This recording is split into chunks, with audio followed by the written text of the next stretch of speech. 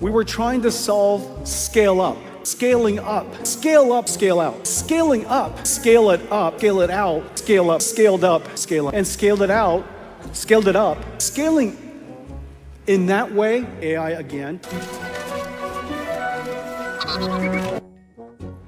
Thank you. All right, let's start that over, shall we? Somebody talk to me. I need feedback. What happened? I just need a human to talk to. Janine, I know it's not your fault, but talk to me. We just got 2 minutes left. I'm right here. They're re-racking it? I don't even know what that means. NVIDIA's GTC Keynote was today, and it's not just the AI that's going to be taking jobs after this one. This is an example of a transceiver.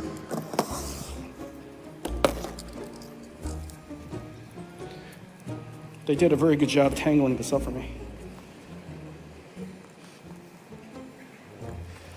Oh, wow.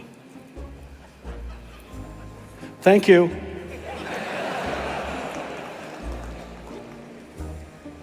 Oh, mother of God. Okay. This is where you got to turn reasoning on.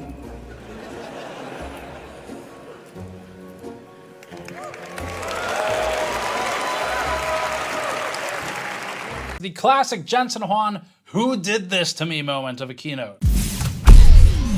NVIDIA's back in the news today after a 2-hour-long marathon of a presentation where it talked about RTX Pro GPUs, AI and data center solutions, and a lot of other stuff. And the mainstream media outlets and financial reporters of the world, which is really bizarre that NVIDIA is interesting to them now still for me. I've been covering NVIDIA as a gaming company forever, but now it's interesting to everybody. And that includes the financial reporters in the world. And they could not possibly be giddier about the extreme monopolistic position that NVIDIA is growing into. You know, Dan just mentioned the competition coming, and obviously we saw deceleration. Stacy, you know, it's interesting. You just said, what competition, with a big question mark, maybe 2 question marks after that. People have been upset that it feels like NVIDIA doesn't care anymore about the audience that built it into what it is today, the gaming audience. But there's good news in this presentation today. NVIDIA brought it back to its roots. Good. Order Denny's? Grand Slam breakfasts. Grand Slam breakfast from Denny's, the American diner establishment that serves breakfast at all hours of the day. My favorite was sausages and pancake, and you just roll it up like a corn dog. Do you know what I'm talking about? And you dip it with some syrup. We used to call it pigs in a blanket. Yeah, of course. Yeah, of course. Right? What do we call it now? Apparently, these are called NVIDIA Bites. Like officially? Yeah. Well, Jensen knows that gamers can't afford its GPUs, so he's doing the next best thing. He's bringing you something else that is more affordable. Scrambled egg. Okay, well, those aren't that affordable either right now. But the good news is that AI is working very hard to auto-transcribe NVIDIA's keynote about AI, with such gems as this actual caption showing Jensen Huang saying, quote, "We could have paralyzed and split the work and sharded." It's even more impressive that the AI auto-transcription came up with NVIDIA sharding right after the whole Denny's conversation. This is Denny's has a brand new product. It's called NVIDIA Bites.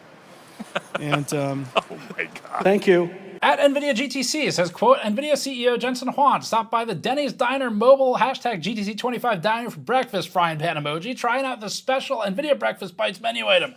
Huge thanks to Denny's for celebrating the GTC keynote with us and honoring Jensen's history with the company." Green heart emoji. First of all, get a room. Secondly, NVIDIA was bribing other media for coverage. Quote, "Jensen drops off at Denny's Diner on NVIDIA Breakfast Bites for acquired FM hosts and guests during the live pregame show," end quote. And this is how you know you can trust us and not those other guys.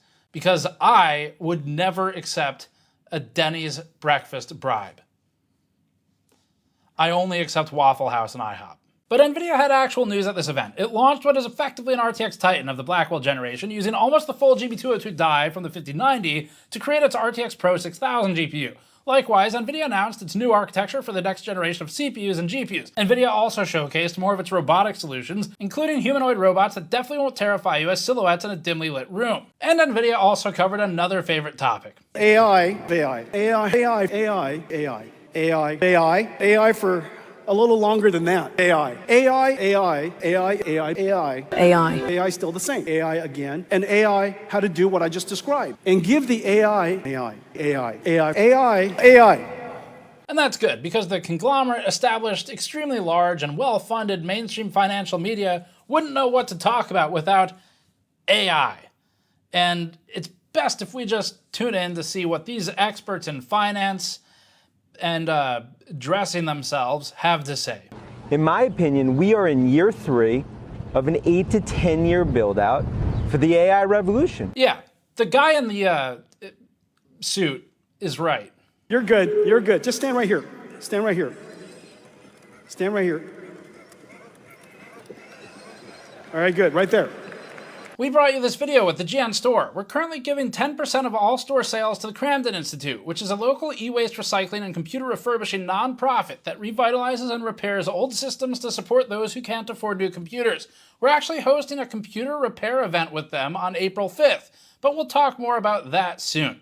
Grab a GN anti-static mod mat for your PC building projects, making a great rugged work surface for any garage or PC building station. Our heavy-duty, large silicone soldering and project mats have also been widely popular in blue, green, red, and yellow, offering a heat-resistant, easily cleanable surface for model building, crafts, and soldering. You should also check out our e-waste inductor dice, which include e-waste copper coil inductors embedded within premium sharp edge resin dice. Each set of 7 tabletop gaming dice, including their own wooden box, integrated roll tray, RNG table, and cards. We also have Snowflake the Cat tabletop dice. Visit store.gamersnexus.net to grab any of these items and support our independent reporting. Until the promo ends, 10% of all sales will be donated to Camden's e-waste and refurbishing program. NVIDIA today announced its new Titan class GPUs, its next generation of AI and data center solutions, robots, AI solutions, things like that. But it also took a moment for humility and reflection. The most flops you can, the most memory you can, the most bandwidth you can, of course, the best architecture you can, the most energy efficiency you can. Oops, wrong clip. Now, one of the things that I made a mistake on, and so I just need you to make this pivot. We're going to do this one time. Let me guess. Misjudging demand completely for the RTX 50 series, missing ROPs, announcing missing ROPs but leaving out at least one of the cards that was missing them, sticking with the 12-volt high-power flawed connector for a 600-watt power draw, flickering in black screens, 3 sequential hotfixes for the same bug, saying this. RTX 5070, 4090 performance. It's gotta be that one. Blackwell is really 2 GPUs in one Blackwell chip. We call that one chip a GPU, and that was wrong. And the reason for that is it screws up all the NVLink nomenclature and things like that. So going forward, without going back to Blackwell to fix it, going forward, when I say NVLink 144, it just means that it's connected to 144 GPUs. And each one of those GPUs is a GPU die, and it could be assembled in some package. How it's assembled could change from time to time. Oh, okay. Well, anyway, we'll start with the media coverage, because weirdly, NVIDIA, which we started covering as just another gaming company when I started Gamers Nexus, is now starting to get mainstream attention constantly. And it's worth looking at what people on sort of the outside of the industry and the gaming space think of things, because that'll give us a better idea of just how fucked we all are. It was like a rock concert, and it was described, GTC was described as the Woodstock of AI, and this year it's described as the Super Bowl of AI. Well, we are here for the Super Bowl of AI, the Super Bowl of technology. It's become more akin to the Super Bowl. Some people are calling it AI Woodstock or Nerd Super Bowl. GTC, which we all know as the Woodstock of AI. Yes, right, Woodstock, a symbol of art, creation, counterculture, human connection, and creativity, has a lot in common with the thing that is being trained to use inference to do all of those things without a human at all. But there is one thing that these media conglomerates know better than anybody else, and it's money. The AI revolution is concerned. For the AI revolution. Klarna fired everybody, and they're basically operating customer service on AI. This might be like the poster child for how much money a corporation can save in staffing costs using AI. He was handing out some sausages with his pancakes, and it was the full stack, as they like to joke around here, you know, a technical term. But yeah, I get it, because yeah, okay. Why are they like this? Jensen can say whatever he wants. You have to have exposure to NVIDIA. Other people want to make friends. I'm just trying to make you a little money. But what do we care about teraflops or stacked electronics or quantum photonics on a day like today? Teraflops might as well be cowflops. What? We're all experiencing, what I can only say is, some painful shrinkage. No one wants to hear about your shrinkage, Kramer.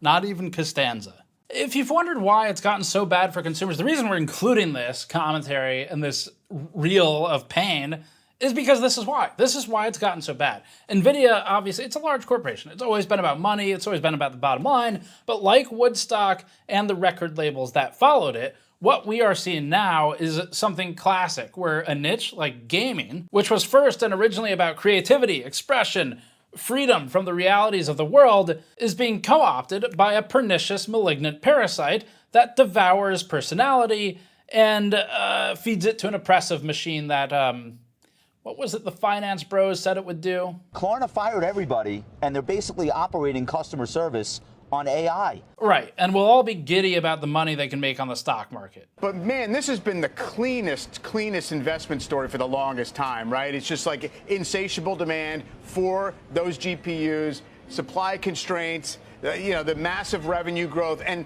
I'm the chief revenue destroyer. It's bizarre that something we've covered for long enough to be a boring niche like gaming has now made its way into the mainstream blitz of obsessive financial reporting about every penny increase or decrease in the stock price. If you're wondering why it's gotten so bad for consumers and the little guy, look no further than this investor-first world that NVIDIA has found itself in the center of over the last 5 years in particular. They don't care about the little guy anymore. And this glut of banal, myopic stock market cheerleaders is the new target demographic for NVIDIA. Besides, like they said, greatest thing since sliced bread, Jensen can say whatever he wants. And that includes lying. RTX 5070, 4090 performance. And yes, this is what I actually do and think about when I'm on vacation. So let's get into the reporting. We'll talk about what NVIDIA actually announced. And if you want to know when line go up or line go down, you can watch the other ones. First up, this is basically a Titan. We know the RTX Pro 6000 wants to be a part for professional users because it comes with a data sheet. The specs list includes the RTX Pro 6000 as having 24,064 CUDA cores, 96 gigabytes of GDDR7 with error checking and correction. That's pretty unique here. On a 512-bit bus, resulting in a 1,792 gigabyte per second memory bandwidth. The memory bus and bandwidth match the RTX 5090. Also like the 5090, the card remains a PCIe Gen 5 device, not unexpected here. Possibly more useful in this implementation that we saw in consumer, but we need to test it. And it maxes out the board power at 600 watts. So that's a 25 watt bump from the 5090's advertised 575 watt board power. Let's break each of these down. The core count is interesting. At 24,064, NVIDIA has increased from the RTX 5090's 21,760, and the RTX 5090 uses GB202, which this almost certainly does as well. GB202 is the largest die before hitting the Datacenter GB200 chips. The maximum CUDA cores available on 202 on a perfect die would be 24,576. Now, cutting down is normal, so by reducing the 5090 to 21,760 CUDA cores from the maximum 24,576 theoretical core count, NVIDIA is giving itself room in the yields to salvage what would otherwise be failures. And it does that because it doesn't need perfect dies anymore. So the 5090 can cut down to 85 TPCs of a maximum total possible TPCs of 96 with this die configuration. And that means that if NVIDIA has defective CUDA cores, TPCs in full, or individual fixed function units within those, then it has room to toggle off those defective units and sell a 5090. And they can then run killrops.exe. This is the full die of GB202 that you're looking at. The RTX Pro 6000 at 24,064 would be using 94 TPCs of the maximum of 96. So NVIDIA has room only for up to 2 defective TPCs or units within them that requires the disablement of them, and this is still not a full perfect GB202 die. Technically, NVIDIA could make a slightly better card than this at 24,576 CUDA cores, but that seems unlikely and it wouldn't produce much uplift, and it would certainly be hard to hit with the yields. Going for 96 gigabytes of memory is also interesting. The RTX 5090 has 32 gigabytes of GDDR7 memory and utilizes one full side of the PCB. The RTX Pro cards that were just announced will likely only be made by NVIDIA, so we can assume that they're sticking with the FE dual flow-through styling. Without the extra PCB area, NVIDIA would have to use both sides of the PCB for memory. That'd put them at 64 gigabytes max. So in order to hit this 96 gigabytes and still fit it on the PCB, NVIDIA would need to move to higher density modules, which it seems like they're doing.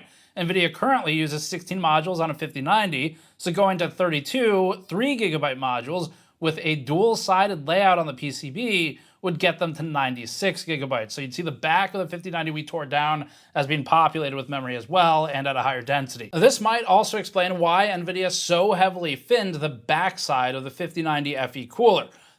It was running warm already, so the memory was hitting about 90 degrees Celsius in some of our testing for 5090. So with two sets of memory flanking either side of the PCB, it's gonna get really hot there.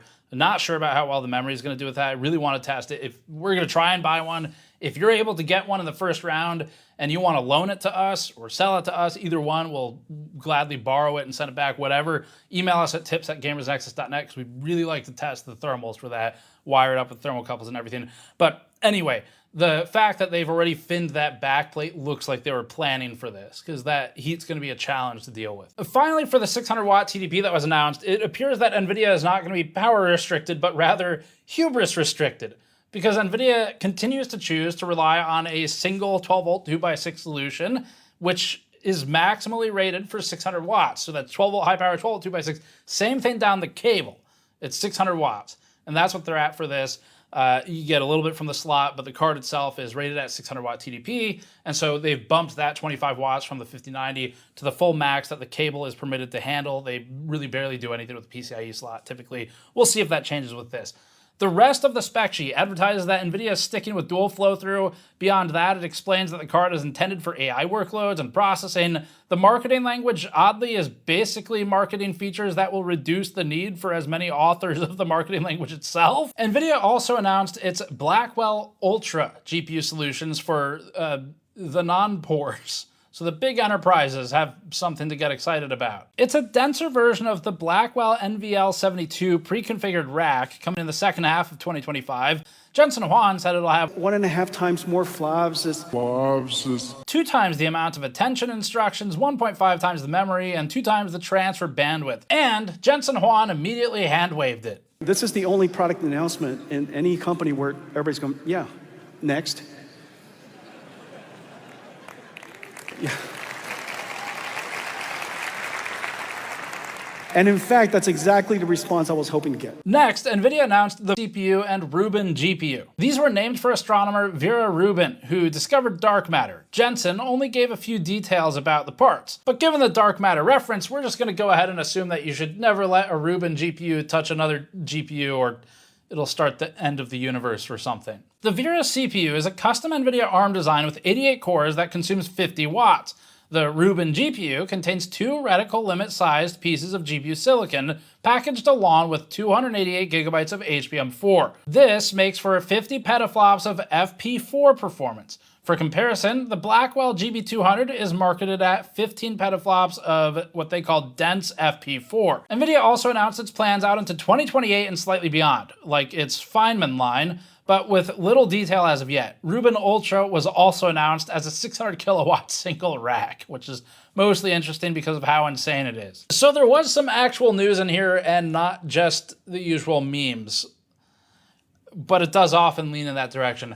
Now, robotics were also pretty interesting here. So to wrap things up in its presentation, NVIDIA spent the final 20 minutes or so talking about robotics and how it thinks this is in particular the future now, and its further advancements in the robotics industry. So Jensen Huang took a big risk here by boldly stating the following. The progress of our robotics has been making enormous progress. Competitors hate it when even NVIDIA's progress has progress. Robotics appears to be the next field NVIDIA is planning on making an even bigger push into. More specifically, the company intends to expand upon its work in the AI sector, with a greater focus on bringing it to the physical world. Huang stated this. By the end of this decade, the world is going to be at least 50 million workers short. And proposed that robots were the answer to this problem he came up with. He elaborated on this sentiment, saying, everybody pay attention to this space. This could very well likely be the largest industry of all. And Jensen Huang explained that a robot's AI simulation, training, testing, and real-world experiences were all possible through the use of 3 separate NVIDIA computers. He also went into some of the challenges seen in the space, including the creation of the data necessary to train the robots, the model architecture being used, and scaling laws, as well as the ways the companies worked to overcome these obstacles. And they're doing all of this to scale up. Or was it scaling out? Let's check with Jensen Huang. And scaled it out, scaled it up. Scaling in that way. Okay, so middle out. It's the middle out thing. Next, the CEO went on to introduce NVIDIA's Isaac GROOT N1, which is a new, as they call it. GROOT N1 is a generalist foundation model for humanoid robots. It's built on the foundations of synthetic data generation and learning in simulation.